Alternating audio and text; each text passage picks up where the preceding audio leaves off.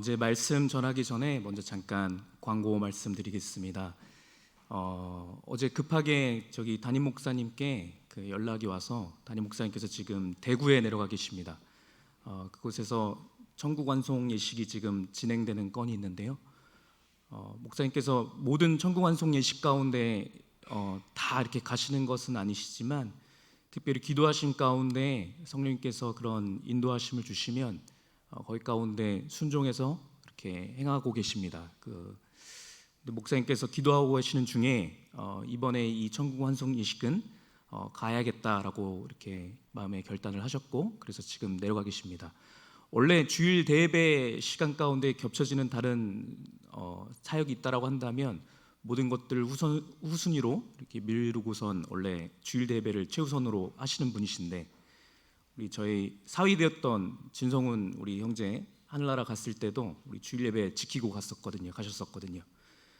그러함에도 이 시간에 가신 것은 오늘의 그 천국 완송 예식을 통하여서 하나님께서 구원하시고자 하는 살리고자 하시는 그 생명이 있기 때문에 그 부르심 앞에 순종하여 나가신 줄 믿습니다. 그래서 지금 나가서 그 사역 중에 계시고, 또 감사한 것은 하나님께서 그 사역을 온전하게 하기 위하여서 저희 부목사님 두 분하고 또 강도사님 이렇게 기름 부으셔서 우리 교회 예배를 드림에 있어서도 부족함이 없이 하나님의 그 예비하신 은혜가 풍성할 수 있도록 하나님께서 미리 예비하신 줄 믿습니다.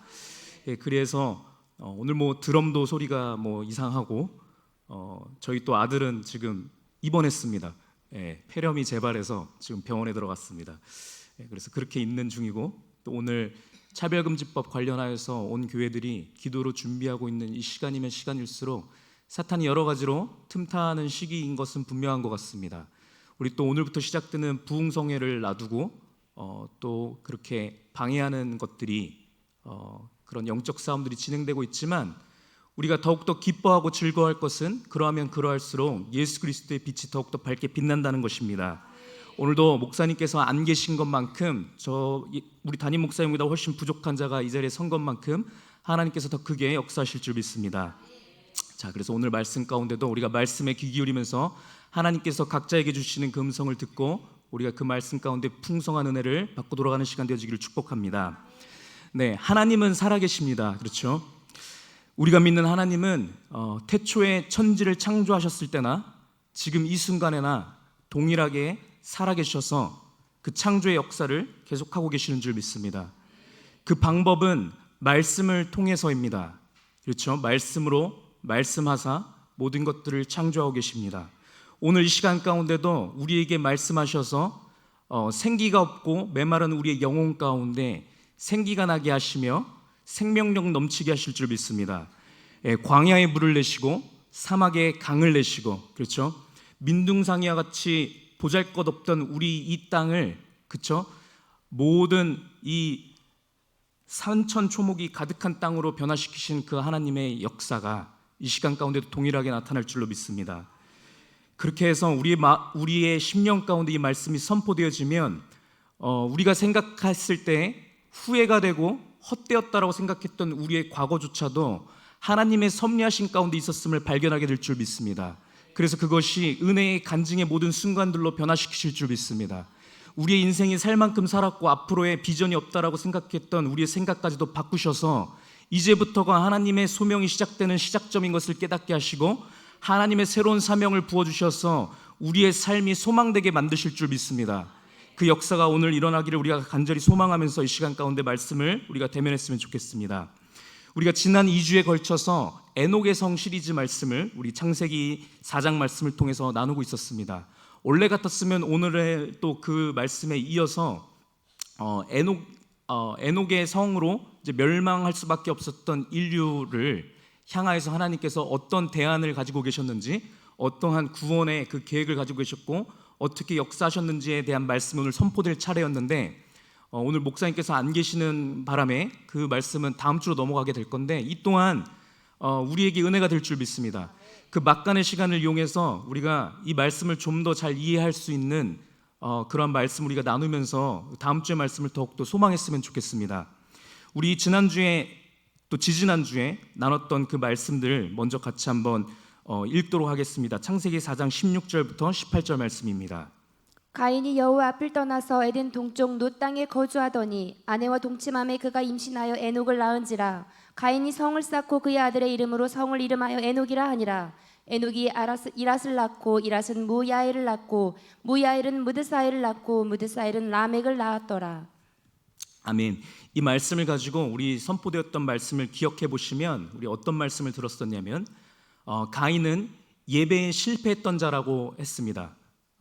하나님께서 말씀을 통하여서 예배는 이렇게 하는 것이야 라고 말씀해 주신 부분이 있었고, 우리 말씀을 통해서 들었다시피 하나님께서 받으시는 영적 예배라고 하는 것은 우리의 몸이 거룩하게 구분되어서 하나님을 예배하는 자리 가운데 나오는 것을 얘기합니다. 그때나 지금이나 동일하게 하나님께서는 올바른 예배의 방식에 대해서 말씀해 주고 계시는데, 가인은 그 말씀을 들었음에도 불구하고 하나님의 말씀에 따라서 피의 제사를 드리지 아니하였고 자기 생각대로 자기가 좋다라고 생각하는 방식대로 예배를 드렸습니다. 그것을 하나님께서 불순종으로 여기셨고 그것을 패역함으로 여기셨고 그 예배를 받지 않으셨습니다. 가인은 그 예배의 실패로 인하여서 분노하였고 하나님 앞에서 떠났습니다. 그렇죠? 떠나서 하나님을 떠난 상태에서 자기 마음 가는 대로 자기 마음을 따라서 결혼을 하였고 자녀를 낳았고, 그 자녀는 또 하나님을 떠난 상태에서 또 하나님을 떠난 상태에서 새로운 아내를 맞이하고 자녀를 낳았던 역사의 말씀이 창세기 4장 말씀에서 계속 나와 있습니다.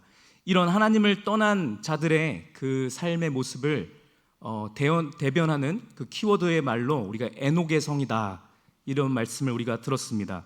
17절 말씀에 얘기하다시피 이 하나님을 떠난 가인이 자기가 낳은 아들의 이름 에녹을 따서 자기가 지은 그 성의 이름을 에녹이라 하였다, 이렇게 말씀하고 있습니다. 여기서 얘기하는 그 에녹의 성이라고 하는 것은 하나님을 떠난 상태에서 우리가 마련한 우리의 삶의 모든 것을 얘기합니다. 하나님 없이 우리가 계획했던 우리의 삶의 모든 계획들을 얘기하는 것입니다. 하나님을 떠난 상태에서 우리가 좋다라고 생각하는 나의 개념과 나의 가치관과 모든 생각들을 에녹의 성이다라고 이렇게 얘기하고 있습니다. 에녹의 성이 한번 구축되고 나면 그 에녹의 성 가운데서 번성함이 일어납니다. 어떤 번성함이냐면 악의 번성함입니다.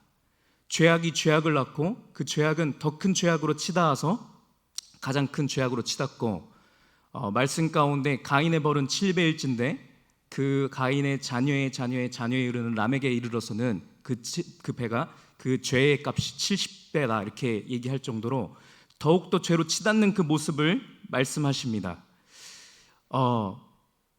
가인은 아담의 장자입니다. 그렇죠? 네. 올바른 예배를 드렸던 아벨보다 장자였던 자입니다. 원래 하나님의 축복을 유업으로 이어받을 원래 장손입니다. 이 장손이 하나님 앞에 똑바로 있지 못했습니다. 그래서 그 혈통 전체가 망하게 생겼습니다. 아벨은 죽었기 때문에 더 대안도 없었거든요. 그렇게 모든 인류가 하나님을 떠난 상태에서 살아갔던 그 삶의 모습들을 우리가 지난주에까지 배웠고, 그 구체적인 모습이 무엇이었는지 배웠습니다. 그렇게 하고 나서 이런 상황 가운데서 하나님께서 어떠한 보관을 마련해 주셨는지 이제 그 말씀을 다음 주에 듣게 될 텐데, 그 말씀 듣기 전에 우리가 이 말씀을 통하여서 얘기하시는 그 자손의 의미에 대해서 이 시간 가운데 같이 우리가 은혜를 나눴으면 좋겠습니다. 우리 18절 말씀에 얘기하시기를 에녹이 이랏을 낳고 이랏은 무야엘을 낳고 무야엘은 무드사엘을 낳고 무드사엘은 라멕을 낳았더라. 낳고 낳는 역사에 대해서 얘기를 합니다. 우리 여기에서 나오는 이랏과 무야엘과, 우리 발음도 참 어렵습니다. 무드사엘과, 이런 사람들은 자기가 원해서 그 자녀로 태어난 것일까요? 그렇지 않습니다. 그냥 태어나고 보니까 자기는 가인의 아들이었고 라멕의 아들이었고, 그렇게 태어난 자들입니다. 이들은 태어나면서부터 하나님을 알지 못했고, 태어나면서부터 에녹의 성에 거한 자였고, 에녹의 성에서 살아가기 위해서 필요한 규율과 에녹의 성에서 성공하기 위한 성공의 법칙을 태어나면서부터 따라갈 수밖에 없는 그런 자들이었습니다. 이러한 모든 자들이 다 멸망하고 다 지옥불에 빠지는 것일까요? 하나님의 계획은 그렇지 않습니다. 하나님께서는 우리가 에녹의 성에 거하는 자라 할지라도 우리 모두를 구원하고자 하는 그 사랑의 하나님이신 줄 믿습니다. 그 계획하신 가운데 오늘의 말씀을 주십니다. 이 자손의 의미를 우리가 정확하게 알기 위해서 이 시간 가운데 우리가 마태복음 1장에 나오는 예수 그리스도의 족보에 대한 말씀을 나누면서 우리가 큰 은혜를 나누고자 합니다. 우리 마태복음 1장 1절 말씀 우리 같이 읽도록 하겠습니다. 같이 봉독하겠습니다. 시작.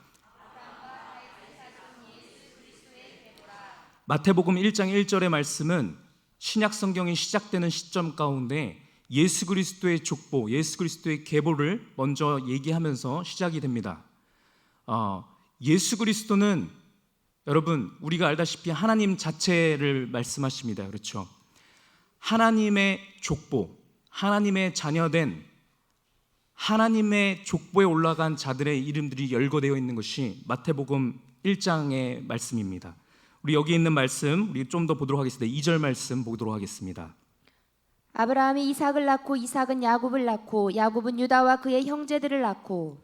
네, 2절 말씀부터 우리는 이상한 구절을 발견할 수 있습니다. 아브라함이 이삭을 낳고 여기까지는 맞는 것 같습니다. 왜냐하면 아브라함의 유일한 자녀가 이삭이었으니까요. 그렇죠? 이삭은 그 다음에 나오는 것이 야곱을 낳았다라고 얘기합니다. 우리 성경을 다 여기 아시는 분들이 많이 계시니까 여기부터 우리가 이상한 점을 발견할 수 있습니다. 야곱이 이삭이 낳은 첫째 아들이 누굽니까? 에서입니다. 근데 에서가 장자이고 원래 제대로 된 우리 콩가루 집안이 아닌 이상 제대로 된 족보라고 하면 장자의 이름이 나와야 되는데 에서의 이름이 나오지 않고 야곱의 이름이 나오는 것을 우리가 알 수 있습니다. 이어서 나오는 것도 이상합니다. 야곱은 유다와 그의 형제들을 낳았다 이렇게 얘기를 합니다. 야곱의 아들이 12아들이 있었습니다. 우리 아는 것과 같이 네, 레아와 라헬을 통해서 또 그의 첩들을 통해서 낳은 자녀들이 있는데 그 첫 번째 되는 그 장자는 우리가 아는 바와 같이 르우벤으로 우리가 알고 있습니다. 근데 르우벤의 이름이 올라간 것이 아니라 유다가 나왔습니다. 유다는 네 번째 아들입니다. 뜬금없죠. 두 번째 아들도 아니고 세 번째도 아니고 네 번째 아들의 이름이 올라옵니다. 우리가 예수 그리스도의 족보니까 믿음의 그 신앙의 순도를 가지고 나오지 않았나 생각을 하게 되면 우리가 생각했을 때 야곱의 자녀들 중에 믿음이 가장 좋다라고 생각하는 사람은 누가 있습니까? 네, 바로 생각나는 사람이 요셉이지 않습니까? 그러면 요셉이 나와야 될 것 같은데 요셉도 아니고 유다라고 나옵니다. 예수 그리스도를 향하여서도 우리가 뭐라고 얘기를 하냐면 유다의 자손 이렇게 표현을 합니다. 아직까지도 그 선택받은 하나님의 사람들을 향하여서 우리가 유대인이다, 유다의 자손들이다 이렇게 얘기를 합니다. 왜 그럴까요? 갑자기 왜 이 네 번째 유다가 이름이 이렇게 중요하게 열거되는 이유는 무엇일까요? 우리 3절 말씀도 보도록 하겠습니다. 유다는 다말에게서 베레스와 세라를 낳고 베레스는 헤스론을 낳고 헤스론은 람을 낳고. 3절 말씀에서도 이상한 점을 발견할 수 있습니다. 여기서 나오는 다말이라고 하는 사람은 유다의 며느리입니다. 원래 일반적이었으면 유다가 어떤 아들을 낳고 그 아들이 누구를 낳고 이렇게 나와야 되는데 뜬금없이 갑자기 며느리의 이름이 나옵니다. 다말이라는 사람이 나옵니다. 며느리와 그 아버님이 관계를 갖고 거기서 자녀를 낳았다라고 하는 것은 너무나 말도 안 되는 얘기인 거죠. 더더군다나 이렇게 거룩한 성경책에 말도 안 되는 얘기가 담기는 것은 말도 안 되는 것이고 이 마태복음을 썼던 마태는 더더군다나 예수님을 신성하게 생각하는 예수님을 하나님이라고 고백했던 자로서 예수님의 신성함을 거룩하심을 더욱더 부각되게 그를 성령의 감동을 받아서 글을 쓰려고 했었다고 한다면 이게 사실이라 할지라도 굳이 안 써도 됐을 법했습니다. 왜냐하면 마태복음 전체에 안 나와 있던 예수님의 행적들도 분명히 많이 있었을 테니까요. 안 썼을 수도 있었는데 굳이 넣었습니다. 왜 그럴까요? 이어서 나오는 족보에서도 계속 이상한 점이 나옵니다. 5절 말씀 보겠습니다. 살몬은 라합에게서 보아스를 낳고 보아스는 루세에게서 오벳을 낳고 오벳은 이세를 낳고. 여기서 나오는 라합은 우리가 잘 알고 있는 기생 라합입니다. 예, 그 많고 많은 여인들 중에 하필이면 기생 라합이 이방인인 기생이 예수님의 족보에 올라와 있습니다. 6절 말씀도 보겠습니다. 이세는 다윗 왕을 낳으니라. 다윗은 우리아의 아내에게서 솔로몬을 낳고. 6절 말씀에서도 이상한 점이 발견됩니다. 앞에 족보의 흐름대로 따르면 이렇게 나올 수밖에 없습니다. 이새는 다윗을 낳고 다윗은 솔로몬을 낳고 이렇게 나올 수 있는데, 또 우리아의 아내라고 표현이 되어 있는 이 우리아의 아내는 우리가 이 말씀이 나오는 우리 사무엘 말씀을 보면은 밧세바라고 이름이 나오거든요. 밧세바라는 이름도 안 나오고 우리아의 아내라고 이렇게 표현이 됩니다. 여기서 우리아라는 사람은 또 뜬금없습니다. 완전히 뜬금없습니다. 다른 사람들 중에서 가장 뜬금포입니다. 여기는 갑자기 이 사람은 왜 와 있지? 이렇게 나와 있습니다. 이토록 마태복음 1장에 나와 있는 예수님의 족보를 보면 하나님께서 예수 그리스도의 자녀의 족보라고 하는데 이름이 올라가는 사람들은 너희들의 생각이 갖고 있는 이 세상의 가치관으로 따르는 그 자손의 혈통을 따르는 것이 아니라 다른 것을 기준으로 삼아서 이 족보에 올라가고 올라가지 않고를 정하겠다라는 그 선언의 말씀과 동일한 것입니다. 이 말씀은 우리에게 복음입니다. 우리에게 너무나도 중요한 말씀이고, 우리가 지금 듣고 있는 가인의 자손들, 에녹의 성을 쌓았던 그 가인의 자손들, 그리고 우리가 다음 주에 배울 셋을 통해서 새로 역사하실 그 역사의 흐름 가운데 어떠한 자손이 우리가 되겠느냐는 우리가 타고난 우리의 혈통과는 관계가 없는 것을 말씀하고 계십니다. 우리가 얼마나 믿음의 강도가 여태까지 믿음의 사람이었는지와는 상관없음을 얘기하십니다. 우리가 앞으로 살아감에 있어서 얼마만큼 행위적으로 교회를 열심히 나오느냐, 우리가 누가 봐도 너는 성도다, 크리스찬이다라고 얘기하는 것에 따라서 우리가 예수님의 족보에 올라가지 않는 것이라는 것을 말씀하여 주고 계십니다. 그래서 말씀을 통해서 우리가 여기 나와 있는 이 사람들의 모습을 통하여서, 그러면 하나님께서 얘기하시는 이 자손이라고 표현했을 때 이 자손은 무엇을 기준으로 이 자손을 판단하시는지 그 말씀을 우리가 듣고 거기에 따라서 나는 누구의 자손인지 깨닫고 우리 결단하고 돌아가는 시간이 되었으면 좋겠습니다. 많은 사람들이 있지만 오늘 시간 관계상 모든 것을 나눌 수 없고 몇 가지만 조금 나누려고 하는데, 먼저 우리아의 모습을 통해서 우리가 그 은혜를 나누고자 합니다. 여러분, 여기 나오는 사람들 중에서 저는 우리아가 가장 이상하다고 생각을 했습니다. 왜냐하면 우리아의 모습을 보면 우리아는 이스라엘 백성은 아니었던 것은 명확하고요, 이방인들 중에서도 가장 질이 안 좋은 그런 이방인의 후손이었습니다. 우리 사무엘하 11장 3절 말씀 보도록 하겠습니다. 다윗이 사람을 보내 그 여인을 알아보게 하였더니 그가 아뢰되 그는 엘리암의 딸이요 햇사람 우리아의 아내 밧세바가 아니니까 하니. 네, 여기서 표현이 됐다시피 우리아는 햇사람이라고 표현이 되어 있습니다. 햇 족속 사람입니다. 햇 족속은 어떤 족속이냐면 우리 신명기 7장 1절부터 우리 5절 말씀에 나오는 것을 쭉 보면, 우리 1절 말씀 틀어주시고요. 보시면은 이 7장 1절 말씀 한번 읽도록 하겠습니다. 내 하나님 여호와께서 너를 인도하사 내가 가서 차지할 땅으로 들이시고 내 앞에서 여러 민족 헷 족속과 기르가스 족속과 아무리 족속과 가나안 족속과 브리스 족속과 히위 족속과 여부스 족속 곧 너보다 많고 힘이 센 7 족속을 쫓아내실 때에, 하나님께서 이스라엘 백성을 구원하셔서 가나안 땅에 로 이끄셨을 때 그곳 가운데서 하나님을 따르지 않고 있던 에녹의 성을 쌓고 하나님을 떠난 상태에서 자신들의 우상을 만들어서 그렇게 섬기고 있던 그 이방인들을 모두 멸하셨거든요. 멸하시고 거기 가운데 깨끗하게 되어진 그 땅 가운데 이스라엘 백성이 들어가서 이제 더 이상은 이방인들의 그러한 잘못된 가치관들, 우상을 따르는 문화와 단절하고 하나님만을 예배하는 그런 문화로 되어가게 하기 위해서 잘못된 문화들을 다 없애셨는데, 그 잘못된 문화들 중에 이 헷 족속이 나옵니다. 우리 2절 말씀에 이어서 얘기하시기를 이렇게 얘기하십니다. 내 하나님 여호와께서 그들을 내게 넘겨 내게 치게 하시리니 그때에 너는 그들을 진멸할 것이라. 그들과 어떤 언약도 하지 말 것이요 그들을 불쌍히 여기지도 말 것이며. 이 헷 족속들의 행위라고 하는 것이 너무 악하고 악해서 타락할 대로 타락해서 하나님께서는 그들을 진멸하겠다 말씀하십니다. 그들과는 언약도 하지 말고 그들을 심지어 불쌍히도 여기지 말라고 하십니다. 패역할 대로 패역해서 돌이킬 수 없는 족속이었습니다. 우리 이어서 3절 말씀 보겠습니다. 또 그들과 혼인하지도 말지니 내 딸을 그들의 아들에게 주지 말 것이요 그들의 딸도 내 며느리로 삼지 말 것은. 네, 그들하고 어떠한 관계도 맺지 말라고 그렇게 얘기를 하십니다. 4절 말씀 보겠습니다. 그가 내 아들을 유혹하여 그가 여호와를 떠나고 다른 신들을 섬기게 하므로 여호와께서 너희에게 진노하사 갑자기 너희를 멸하실 것임이니라. 그들하고 관계를 조금의 관계도 맺지 말라고 얘기하셨던 그 이유는 그들과 관계를 맺게 되면 너도 여호와 하나님을 떠나게 될까 봐, 너도 그렇게 될 것이 뻔하니까 그들과 어떤 관계도 맺지 말라고 그렇게 말씀하신 겁니다.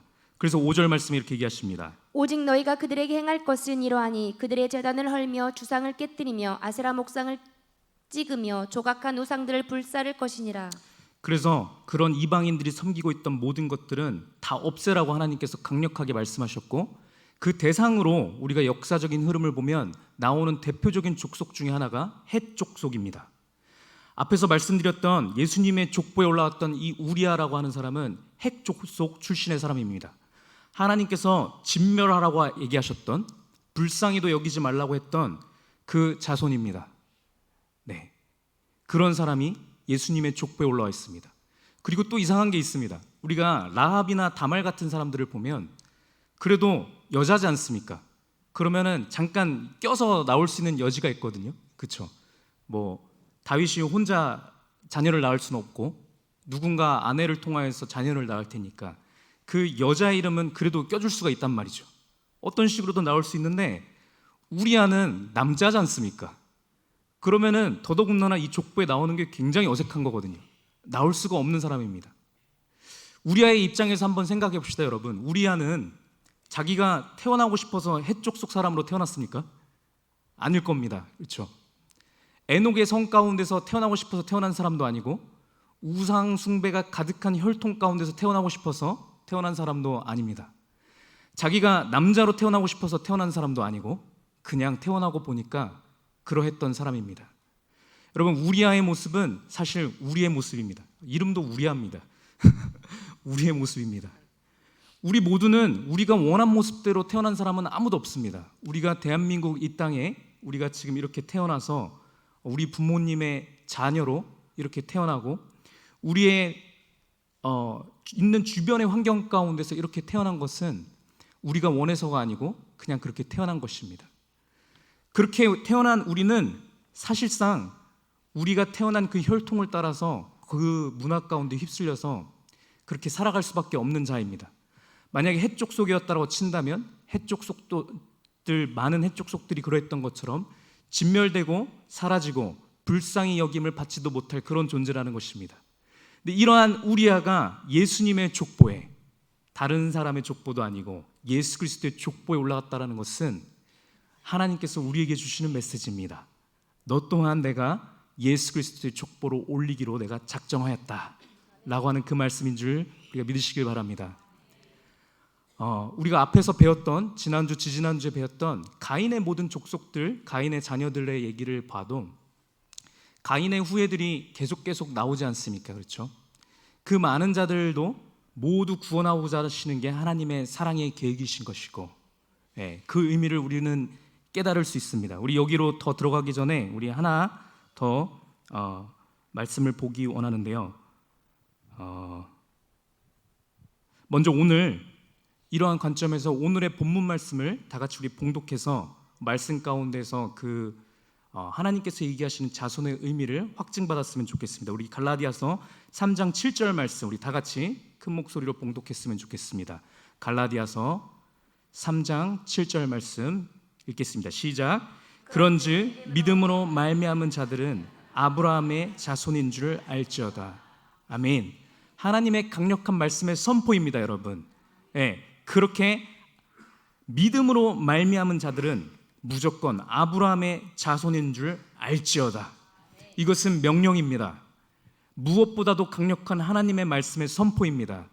이 세상에 없던 것들, 존재하지 않았던 것들을 존재하게 만드셨던 하나님의 위대하고 강력한 말씀이 오늘 가운데서 선포하시기를 뭐라고 얘기하시냐면, 너가 너의 부모님의 혈통을 따라서 부모님의 생김새를 닮아서 태어났다 할지라도 그것보다 더 위대한 그 능력으로 내가 너에게 선포하노니 믿음으로 말미암은 자들은 아브라함의 자손인 줄을 알지어다.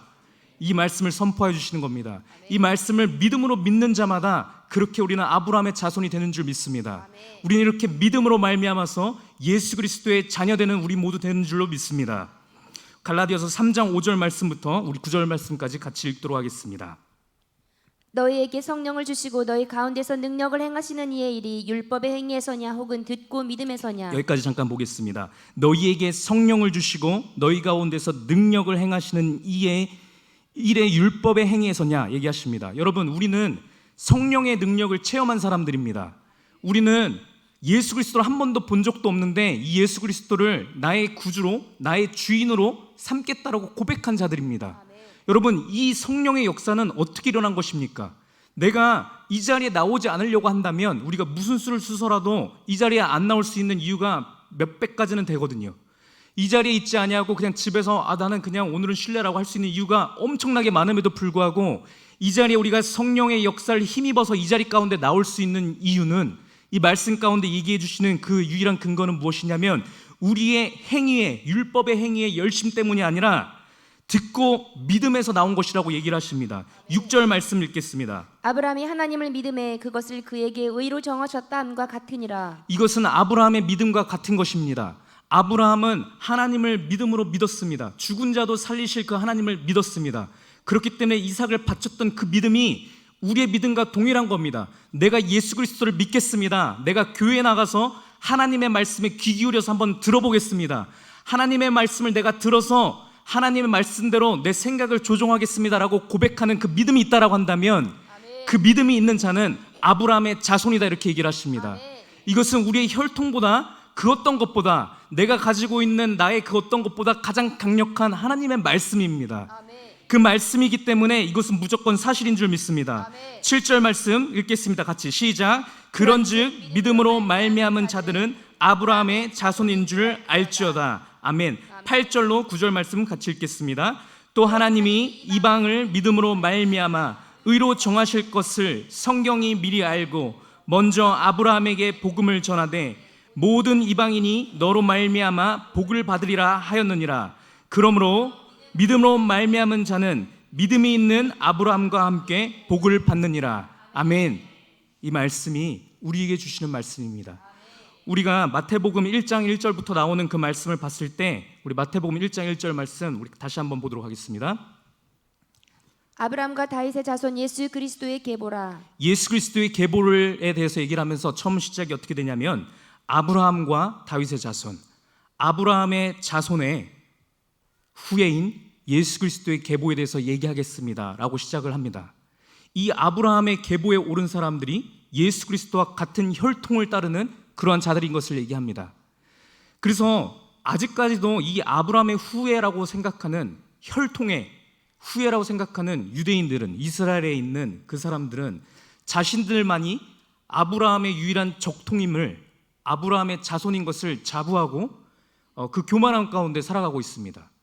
근데 성경에서 분명하게 얘기하시는 것은 이것은 혈통을 따라서 되는 것이 아니다라고 마태복음 말씀을 통해서 분명하게 얘기해 주시는 것입니다. 우리아를 출현시키심을 통하여서, 라합을 출현시키고 다말을 출현시키신 것을 통하여서 예수님의 족보에 올라오는 것은 남자여서 올라오는 것이 아니라, 장자여서 올라오는 것이 아니라, 내가 이스라엘 백성의 순수한 혈통을 따라서 있는 것이 아니라, 아무리 교회에 다닌다라고 해서 나오는 것이 아니라 오로지 믿음을 따라서 그렇게 되는 거다라고 말씀을 통해서 얘기해 주시는 겁니다. 그러하기 때문에 우리 모두는 아브라함의 자손이라는 것입니다. 우리가 예수 그리스도를 통하여서 구원을 받았습니다.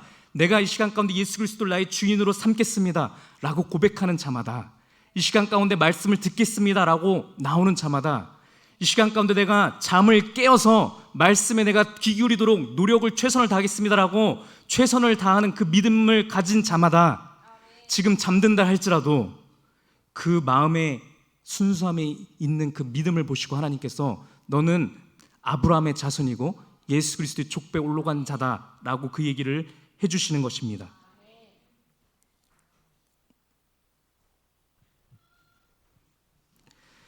이 족보에 나온 이상한 많은 사람들의 극단적인 예들이 있는데, 우리 생각에는 예수님의 족보라고 한다면 무언가 우리가 떠올릴 수 있는 사람, 예를 들어서 모세, 그렇죠?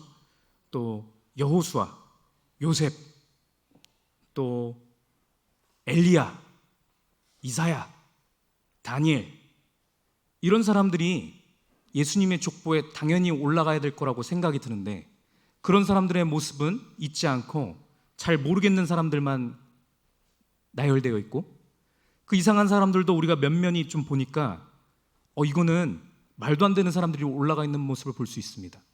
이 말씀이 굳이 적혀 있는 것은 우리에게 하나님께서 은혜를 주시기 위함인 겁니다. 하나님께서 이렇게 가장 극단적인 사람들의 예만 넣어놓으신 것은 아무리 극단적인 나라 할지라도 아브라함의 자손이 되는 것을 말씀해 주기 위해서 이것을 기록하여 주신 줄 믿습니다. 그렇기 때문에 이곳에 우리 모여있는 우리 모두는 나의 어떠함과 전혀 상관없이 내가 얼마나 의지가 없고 내가 얼마나 하나님을 만난 적이 없고 하나님에 대한 감정이 없는 메말라 있는 자라 할지라도 더 극단적인 이런 사람들을 보고선 믿음의 담대함을 얻으라는 겁니다. 이러한 사람들까지도, 이러한 패역한 사람들까지도 내가 나의 자녀로 삼았다라는 하나님의 사랑의 음성을 들으시길 바랍니다. 여러분, 우리가 말씀을 통하여서 에녹의 성이라고 명명되었던 이 에녹이라고 하는 자가 누구인지를 우리가 창세기 3장을 통해서 배웠고, 창세기 5장을 통하여서 또 다른 에녹이 나오는 것을 우리가 배웠습니다. 창세기 5장에 나오는 에녹은 이 세상에 존재했던 사람들 중에서 가장 특별한 사람이었습니다. 왜냐하면 그 사람은 이 세상에 거하는 동안 하나님과 늘 동행했던 사람입니다. 그래서 죽음을 보지 않고 바로 하늘로 올려갔던 그 에녹입니다. 그렇죠? 하나님과 동행함으로 그냥 죽었다는 얘기도 없이 그냥 호련히 그냥 아무런 얘기도 없습니다. 이 에녹과 에녹이 동명이인이라고 하는 것은 우리에게 너무나 큰 시사점을 줍니다. 우리에게 생각해 볼 점을 줍니다. 성경에 있는 모든 것은 우연이 아니거든요. 그 의미를 우리가 오늘의 말씀을 통해서 정확히 알았으면 좋겠는데, 오늘 한 가지로 더 우리가 얘기를 나누고 싶은 것은 우리가 예수님의 계보에 나오는 사람들 중에 유다에 좀 집중해서 얘기를 조금 전하면서 오늘 은혜를 나눴으면 좋겠습니다. 말씀드렸던 것처럼 유다는 이 야곱의 자손들 중에서도 네 번째 아들이었던 어중간한 사람이었습니다. 야곱의 자녀들 중에 누군가가 꼽혀야 된다고 하면 요셉이 꼽히는 게 맞을 것 같은데 요셉이 아니고 이 야곱이 나왔던 거죠. 제가 뭐라고 했죠? 그 유다가 꼽혔다는 거죠. 왜 유다일 건가? 말씀드렸던 것처럼 우리에게 극단적인 예를 통하여서 우리에게 분명한 하나님의 자녀 되는 거의 본질이라는 것이 무엇인지, 핵심이 무엇인지 얘기해 주기 위해서 넣으신 겁니다. 유다라고 하는 인물 자체를 우리 보고 칭송하라고 하는 그 관점이 아니라 그걸 통해서 유다가 무엇 때문에 갑자기 그렇게 됐는가, 이거를 우리에게 말씀해 주고 하시고자 하는 바입니다. 우리 창세기 38장 1절을 통해서 유다의 본 모습을 먼저 발견했기를 원합니다. 그 후에 유다가 자기 형제들로부터 떠나 내려가서 아둘람 사람 히라와 가까이 하니라. 유다의 모습에 대해서 묘사가 많이 나오진 않는데 이 말씀을 통해서 유다가 어떠한 자였는지 우리가 그 본 모습을 조금 알 수 있습니다. 유다는 자기 형제들로부터 떠난 자입니다. 여러분, 이 당시에는 하나님의 말씀이 절대적이었거든요. 이 아브라함의 계보를 따라서 아브라함이 이삭을 놓고 하나님의 말씀을 얼마나 많이 했겠습니까? 그렇죠? 이삭이 자녀들을 모아놓고 얼마나 하나님의 말씀을 많이 얘기를 했겠어요. 야곱이 또 자기의 자녀들을 모아놓고 하나님의 말씀을 얼마나 많이 얘기했겠어요. 하나님의 말씀 중에는 이 얘기를 반드시 했을 겁니다. 어떤 얘기냐면 너희들은 이 세상의 가치관을 따라 사는 자들, 가인의 후예들, 에녹의 성을 쌓고 살아가는 그들과 섞여 살지 말거라. 그들과 섞여 살면 무조건 그들 가운데 휩쓸려서 너도 하나님을 떠나게 되니까 이방인들 가운데 거하지 말고 하나님을 예배하는 이 무리들, 우리들 친족들 가운데서 떠나지 마. 이 얘기를 계속했을 겁니다. 그것의 그 메시지의 핵심은 하나님을 예배하는 자리에 항상 있으라는 그 메시지였습니다. 유다도 이 말씀을 수도 없이 들었을 겁니다. 엄청나게 중요한 메시지로 들었을 것인데 하나님의 이 말씀을 들었던 유다가 행했던 것은 자기 형제들로부터 떠난 것입니다. 이것은 예배하는 자리로부터 떠난 것을 얘기합니다. 하나님의 말씀을 어기고 자기 멋대로 살아간 것을 말합니다. 아무리 축복받은 내가 모태신앙이어서 말씀의 은혜를 충족하게 받았던 그런 사람이라 할지라도 하나님 앞에서 얼마든지 가인처럼 떠날 수 있는 것을 얘기하는 겁니다. 유다는 가인이 저질렀던 그 죄를 똑같이 저질렀던 자입니다. 친족들로부터 떠나서 가나안의 사람들 가운데 여기에 말하는 아둘림 사람 히라와 가까이 하면서 이방인들과 어울려 지냈던 그런 자입니다. 2절 말씀 보도록 하겠습니다. 유다가 거기서 가나안 사람 수아라 하는 자의 딸을 보고 그를 데리고 동침하니 3절 말씀. 그가 임신하여 아들을 낳으며 유다가 그의 이름을 엘이라 하니라. 이 말씀에서 보다시피 가인이 저지른 거와 똑같은 죄를 저지릅니다. 하나님을 떠났고 하나님을 모르는 자들과 자기 마음대로 결혼을 해서 자녀를 또 낳습니다. 하나님께서 선택하신 하나님의 사람임에도 불구하고 하나님 말씀을 떠나서 에녹의 성을 다시 한번 쌓는 것입니다. 에녹의 성이 이렇게 번성하고 커졌을 때 하나님께서는 우리를 사랑하셔서 그 성들을 무너뜨리시거든요. 무너뜨리면 무너뜨리는 대로 하나님 앞을 떠나기만 하면 다시 자신의 에녹의 성을 쌓는 것이 우리 인류가 여태까지 해온 일입니다. 이 유다도 똑같습니다. 하나님께서 그 에녹의 성을 멸하셨고 나중에 바벨탑으로 이어지는 에녹의 성을 무너뜨리셨고 그 이후로도 수많은 에녹의 성을 계속 멸하셨음에도 불구하고 유다는 하나님을 떠나서 이 에녹의 성을 자신만의 에녹의 성을 다시 쌓는 그 죄를 저질렀고 그 문화를 형성하기 시작했습니다. 우리 4절, 5절, 6절 말씀을 읽도록 하겠습니다. 그가 다시 임신하여 아들을 낳고 그의 이름을 오난이라 하고 그가 또다시 아들을 낳고 그의 이름을 셀라라 하니라. 그가 셀라를 낳은 때에 유다는 거십에 있었더라. 유다가 장차 애를 위하여 아내를 데려오니 그의 이름은 다말이더라. 말씀에서 보시는 것과 같이 이 하나님을 떠난 유다는 계속 자녀를 낳고 죄악을 낳는 그 역사를 반복하고 있습니다. 이 일을 통해서 우리가 더 깊숙하게는 못 볼 것이고 우리 아시는 분들은 내용을 다 아시겠지만 하나님 앞에 이것이 악하였기 때문에 이 자녀들이 다 죽임을 당합니다. 그래서 이제 대가 끊어질 그 위기에 처하게 되는 것이 하나님께서 유다에게 계속 말씀하여 주시는 하나님의 음성이었습니다. 내가 에녹의 성을 이렇게 무너뜨렸는데 너가 또다시 쌓았지. 이것은 내 앞에 악하다. 그러니까 말씀으로 돌아와라. 이 메시지를 계속 주신 것입니다. 근데 유다는 이 음성을 깨닫지도 못했습니다. 이런 일이 있었음에도 불구하고 이방인들 가운데 섞여 살았기 때문에 예배하는 자리에 나오지 않고 떠나 살았기 때문에 그 음성에 귀 기울일 수 없었습니다. 그런데 이 하나님의 말씀에 귀 기울인 사람이 있었습니다. 그것은 누구였냐면 바로 이 유다의 며느리 다말이었습니다. 그래서 우리가 성경의 스토리를 보시는 분들은 다 이미 알고 계시겠지만 이 다말이 하나님의 음성을 따라서 하나님의 이 계보를 이어가는 하나님의 그 말씀 가운데 순종하는 일을 벌입니다. 그것이 우리가 봤을 때는 말도 안 하는 데는 일 같지만 그것이 하나님의 말씀을 철저하게 따랐던 다말의 믿음이었습니다. 이 일을 봤을 때 유다가 나중에 하나님의 은혜로 결국에는 내가 하나님 앞을 떠나고 있었구나 라는 그 메시지를 다말을 통하여서 듣게 됩니다. 하나님의 이 음성을 들었을 때 유다가 어떻게 했는지 우리 창세기 38장 26절을 우리 다 같이 큰 목소리로 봉독하시면서 우리 영혼 가운데 우리가 선포했으면 좋겠습니다. 같이 봉독하겠습니다. 시작. 유다가 그것들을 알아보고 이르되 그는 나보다 옳도다. 내가 그를 내 아들 셀라에게 주지 아니하였음이로다. 다시는 그를 가까이 하지 아니하였더라. 아멘. 여러분, 이 말씀으로 이 고백 하나로 유다는 아브라함의 자손의 그 계보에 올라왔고 예수 그리스도의 족보에 올라가게 됩니다. 다시 말씀드리지만 이 말씀은 우리에게 주시는 그 말씀입니다. 너희가 교회에 있다가 떠난 자였다 할지라도 말씀의 은혜를 풍성히 받았음에도 불구하고 떠났다 할지라도 그것에 따라서 내가 너를 나의 자녀로 선택하고 안 하고 하는 것이 아니라 내가 바라보는 관점은 너가 아무리 잘못을 했다 할지라도 말씀을 들었을 때 그 말씀 가운데 돌이켜서 인정할 수 있는 자이냐, 말씀을 듣고 돌이켜서 그 이후로는 그 말씀을 따라 행하는 자냐, 이것을 가지고 나의 자손인지 아닌지를 내가 구분하겠다라고 하는 하나님의 음성으로 들으시길 바랍니다.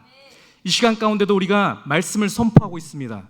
이것은 살아계신 하나님의 말씀입니다. 믿음이 있는 자는 그 믿음으로 말미암아 아브라함의 자손인 줄 알지어다. 여기서 말하는 이 믿음의 핵심이라는 것은 무엇이냐면 말씀을 듣고자 하는 그 믿음입니다.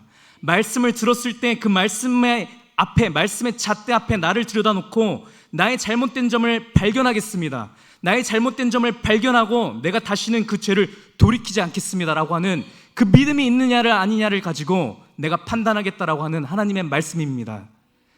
그 말씀 앞에 우리가 순종하는 우리 모두가 되었으면 좋겠습니다. 여러분, 앞에서 말씀드렸던 것처럼 에녹과 에녹, 3장에 나오는 에녹과 5장에 나오는 에녹은 동명이임에도 불구하고 각자 가장 극단적인 끝을 대변하는 대명사입니다. 에녹의 성이라고 얘기했을 때 거기서 나오는 그 에녹은 하나님을 떠난 모든 문화, 하나님을 떠난 모든 가치관의 대명사인 에녹입니다. 5장에 나오는 에녹은 하나님과 한평생 동행하기만 했던, 하나님과 항상 함께 했던 그러한 성도 중에 참 성도를 대변하는 대명사입니다. 이게 동명이인인 것은 우연이 아닌 것입니다. 이것을 통해서 하나님께서 우리에게 말씀해 주시는 것은 무엇을 얘기해 주시는 거냐면, 에녹이 3장에 에녹되고 5장에 에녹된 것은 한 끗 차이인 것을 얘기해 주시는 것입니다. 말씀을 들었을 때 말씀에 반응하는 자이냐, 말씀 앞에 돌이키는 자이냐, 말씀을 무시하는 자이냐, 이것은 한 끗 차이인 것을 얘기하는 것입니다. 믿음이라고 하는 것, 아브라함의 자손되는, 예수 그리스도의 자손되는 그 믿음이라고 하는 것은 한 끗 차이인 것을 얘기하는 것입니다. 우리 각자 한 사람 한 사람, 저의 이름은 김영혁인데요, 김영혁이라고 하는 이 사람도 믿음의 한 끗 차이로 가인의 후손이 될 수도 있고 하나님의 자녀가 될 수도 있고, 그 기로에 서 있는 것이 나인 것을 말씀해 주시는 그 음성인 줄 믿습니다. 내가 아무리 신앙생활을 오래 했고, 내가 아무리 목사가 되었고, 내가 아무리 장로로 임직을 받았고 이런저런 직분을 받고 있고, 내가 어떠하게 큰 사역을 한다 할지라도, 내가 사람을 살리는 그런 사역을 한다 할지라도, 내가 기적을 일으키는 그 행위를 한다 할지라도, 그것을 가지고 하나님께서 나의 자녀가 아닌 것을 판단하겠다는 말씀이 아니고, 오로지 말씀 앞에 내가 나를 돌이키겠다, 말씀 앞에 나를 죽이고 말씀을 택하겠다라고 하는 그 믿음 하나를 보시고 내가 하나님의 자녀인지 아닌지를 택하겠다라고 하는 하나님의 말씀으로 받으시길 바랍니다. 그것으로 우리를 결정하는 겁니다. 우리는 항상 이 선택의 기로에 있습니다. 말씀을 우리가 수도 없이 듣거든요. 우리가 선포되어지는 이 말씀을 듣고 우리의 삶 가운데 지나가면서 이런저런 상황을 통해서 하나님께서 우리에게 하나님의 말씀을 주시기도 하는데, 중요한 것은 이 말씀을 듣고 난 이후에 우리의 모습입니다. 하나님께서는 우리를 사랑하시기 때문에 이 말씀을 끝까지 우리에게 얘기해 주셔서 우리로 하여금 결국에 깨닫게 하십니다. 유다가 못 깨달으니까 다말을 통해서, 가장 극단적인 방법을 통해서라도 계속 깨닫게 해주시는 겁니다. 이 깨닫게 해주시는 것까지는 하나님의 성실하심으로, 하나님의 사랑으로, 우리의 인생을 통하여서, 모든 순간을 통하여서 하나님께서 우리의 삶 가운데 행하시는 일입니다. 그런데 우리가 그 행하시는 일 가운데 우리가 행해야 될 것은 무엇이냐면, 우리가 이것을 깨달았을 때, 말씀 앞에 예스냐 노냐라고 하는 것을 그 기로에 서 있을 때, 그때 우리가 무슨 태도를 가질 것이냐, 무엇을 다짐할 것이냐, 여기에 있다라는 겁니다. 여러분, 오늘 선포되었던 유다의 모습을 통하여서 여러분, 우리가 담대함을 얻었으면 좋겠습니다. 유다는 가장 극단적인 사람입니다. 여러분, 우리아를 통해서 믿음의 담대함을 얻었으면 좋겠습니다. 우리아의 됨됨의 모습을 본다면, 그 조상이 해왔던 것들을 본다면 하나님 앞에 가증한 족속이었고 절멸되어서 존재할 수 없는 그런 족속이었습니다. 그러한 족속에서 자녀로 태어난 우리아라 할지라도 그 믿음이 있는 한, 말씀 앞에 순종했던 그 믿음이 있는 한 예수 그리스도의 족보에 올라갔다라는, 여러분, 이 말씀을 통하여서 담대함을 얻으시기 바랍니다. 내가 믿음이 없었고 예배에 나오지 않았고, 내가 이 시간에 다른 사람의 시선이 없었다라고 한다면 이 예배에 나오지 않았을 거야 라고 생각하는 사람이라 할지라도 전혀 상관없습니다. 이 시간 가운데 말씀이 선포되어지는 이 말씀 가운데 내가 말씀 앞에 아멘 하겠습니다. 내가 이 말씀 앞에 내가 이 말씀대로 제가 말씀을 따라 앞으로 살겠습니다라고 하는 그 다짐이 지금 우리의 영혼 가운데 있기만 한다라고 한다면 이것만이 우리가 예수 그리스도의 자녀되는 그 유일한 증거인 줄 믿으시기 바랍니다. 마태복음 1장의 말씀을 보면 예수 그리스도의 족보가 하고선 끝나게 되는데 끝나는 게 끝나는 것이 아닙니다. 우리가 이후에 신약 성서의 모든 말씀을 통화해서 말씀해 주시는 것은 무엇이냐면 마태복음 1장에 끝나는 그 구절 이후에 나오는 것은 너 김영혁은 그러므로 예수 그리스도의 자녀다. 이 말씀이 선포되어지는 것을 믿으시기 바랍니다. 이곳에 모여있는 우리 한 사람 한 사람 한 사람 모두가 예수 그리스도의 자녀인 것을 선포하고 있는 것을 믿으시기 바랍니다. 그 자녀가 되는 것은 말씀을 향한 우리의 태도에 있는 것입니다. 이 태도에 있다라는 것은 말씀을 사모하는 것을 얘기합니다. 오늘 오후부터 우리 부흥성회가 시작됩니다. 부흥성회를 맞이하는 우리의 마음가짐이 어떠한 마음가짐 가운데 우리가 나옵니까? 여러분, 말씀을 사모하는 가운데 나오시기 바랍니다. 주변의 어떤 시선이나 나의 체면이나 어떤 것 때문에 나오는 것이 아니라, 목사님이 안 좋게 볼 것이라 생각해서 나오는 것이 아니라, 나의 상황이, 환경이 어쩔 수 없어서 내가 안 나오는 것이 아니라, 말씀을 사모함 가운데 말씀을 통해서 하나님께서 나에게 얘기해 주시는 것을 내가 듣고 싶어서 나오시길 바랍니다. 말씀을 내가 들었을 때 그 말씀을 택하겠다라는 믿음으로 나오시기 바랍니다. 그러할 때 우리가 아브라함의 자손인 것이 증명될 줄 믿습니다. 아멘. 여러분, 이 증명을 우리가 받게 된다고 한다면, 이 확증을 받게 된다고 한다면, 이 확증을 통하여서 우리는 죽음도 이길 수 있는 그 참 평안을 얻게 되는 줄 믿습니다. 아멘. 성경에서 얘기하시는 것은 이것만이 그 유일한 증거라고 얘기하십니다. 우리가 얼마나 많은 시간을 말씀에 대한 사모함이 없이 예배에 나옵니까? 우리가 얼마나 관성적으로 그냥 나옵니까? 여러분, 말씀을 사모함 가운데 나오시기 바랍니다. 그것만이 우리가 예수 그리스도의 자녀인 것을, 하나님의 자녀인 것을 확증하는 유일한 것인 것을 오늘 말씀을 통하여서 확증받으시기 바랍니다. 내가 내 삶 가운데 얼마나 연약하여서 하나님을 모르고 살았던 것은 전혀 문제가 되지 않습니다. 앞으로 내가 하나님을 몰라서 하나님의 말씀을 심지어 알았음에도 불구하고 지키지 못하고 했다라고 해서 하나님의 자녀에서 삭제되는 것이 아닙니다. 중요한 것은 말씀을 대하는 우리의 태도입니다.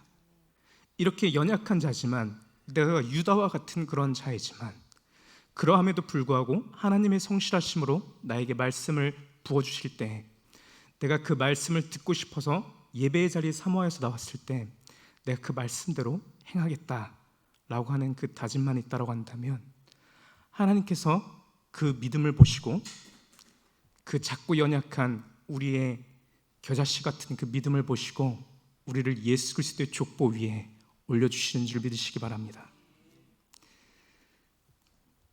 여러분, 이 유다를 봐도 너무나 놀라운 점을 우리 발견할 수 있습니다. 우리 지금 나온 예수 그리스도의 족보에 올라간 이 유다 말고 우리 신약 성경에 나오면 동명이인의 또 다른 사람이 나옵니다. 가룟 유다가 나옵니다. 이 유다가 동명이인인 것도 저는 우연이 아니라고 생각을 합니다. 하나님께서 우리에게 얘기해 주시는 겁니다. 한 끗 차이라는 겁니다. 가룟 유다는 예수님의 제자였습니다. 그러함에도 불구하고, 거기서 하나님의 말씀을 계속 들었음에도 불구하고 하나님의 말씀으로 돌이키고자 하는 동력을 잃은 자였습니다. 아무리 잘못했다 할지라도, 말씀에서 벗어났다 할지라도, 베드로처럼 하나님께서 말씀을 깨닫게 해주셨을 때 말씀을 다시 상기시켜서 말씀을 따르겠다라고 하나님 앞에 엎드려져서 자백하고 회개했다라고 한다면 구원받을 수 있었을 것입니다. 그런데 가룟 유다 된 것은 자살하면서 생을 마감하고 예수 그리스도를 팔아넘긴 그 불명예로 모든 인류 가운데 가장 최악의 범죄자로 각인이 찍힌 것은 말씀 가운데 자기를 조정하지 못했기 때문입니다. 말씀 가운데 자신을 조정하지 못하고, 말씀 가운데 돌이키지 못하고, 말씀의 정죄함 가운데 죽어져서 나는 이미 버린 몸이다, 나의 이 죄는 그 무엇으로도 씻을 수 없다라고 하나님의 말씀보다 자기 생각을 우선했기 때문에 멸망한 것입니다.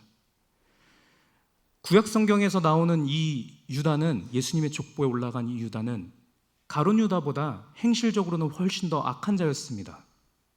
말씀드린 것처럼 하나님의 말씀을 어기고 떠난 것도 잘못한 것인데 가인과 똑같이 자녀를 낳고 나와서 죄의 문화를 번성시켰던 그런 악 중에서도 가장 큰 악을 범했던 자였습니다. 그러한 유다라 할지라도 하나님께서 말씀을 조명하여 주셨을 때 그 말씀 가운데 자기의 모든 체면을 뒤로 하고, 그 당시에 며느리라고 하는 그 지위는 거의 종하고 다를 바 없는 그런 관계입니다. 며느리가 뭐라고 얘기하든 그냥 쳐 죽일 수도 있는 것입니다. 그 당시에 행음한 며느리는 돌로 쳐 죽이는 게 답이었거든요. 그래서 돌로 쳐 죽이자고 얘기했었거든요. 그렇게 말까지 뱉었고 주변의 사람이 들은 상태에서 그것을 물으는 것은 그 시대의 사회상으로 봤을 때, 사회적인 환경으로 봤을 때 정말 힘든 것이었습니다. 체면을 생각하면요. 유다라고 하는 그 사람의 체면을 생각했을 때 다말의 행동을 보고 너 말이 옳다, 너가 하나님 말씀에 더 옳고 너가 맞기 때문에 너가 얘기한 그 하나님 말씀 앞에 내가 순종하겠다, 내가 이 죄로부터 돌이키겠다라고 얘기한 것은 큰 용기였습니다. 그렇지만 하나님께서 이 믿음을 귀하게 여기셨습니다. 말씀 앞에 돌아가고자 하는 그 믿음 하나로 유다는 예수님의 족보 위에 올라갔습니다. 여러분 한 사람 한 사람, 이 김영혁이라는 사람 말씀드렸던 것처럼 창세기 3장의 에녹이 될 수도 있고 창세기 5장의 에녹이 될 수도 있는 겁니다. 예수님 족보에 올라간 이 유다가 될 수도 있는 것이고 예수님을 팔아넘긴 가룟 유다가 될 수도 있는 것입니다. 그것은 어디에 달려 있느냐?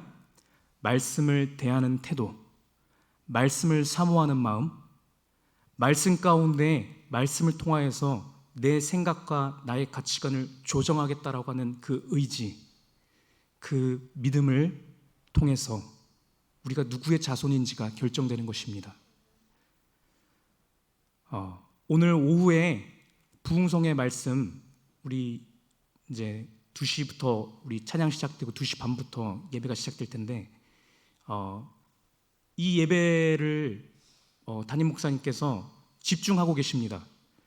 이 예배부터 수요일까지 열려지는 우리 총 7번입니다. 새벽과 저녁의 모임들을 통해서 목사님이 집중하셔서 우리 온 교회 모든 성도 한 사람 한 사람에게 부어주시고자 하는 하나님의 음성을 준비해서 선포하시려고 하십니다.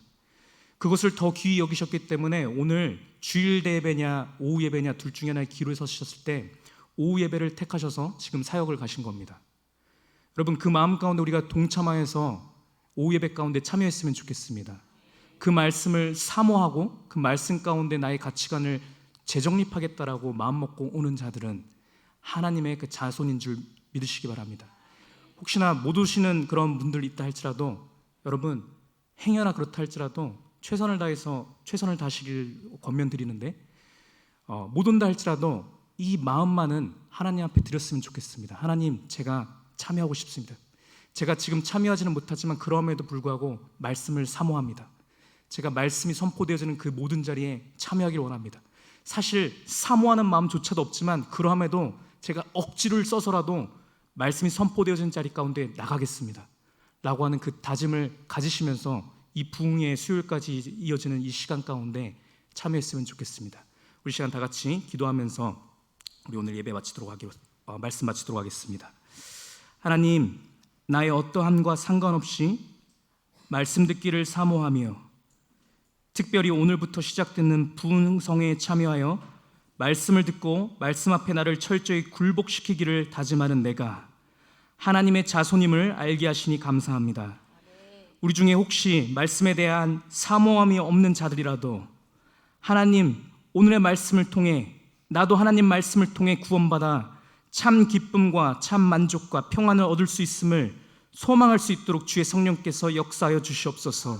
우리 모두를 끝까지 사랑하시는 예수 그리스도 이름으로 기도합니다. 아멘.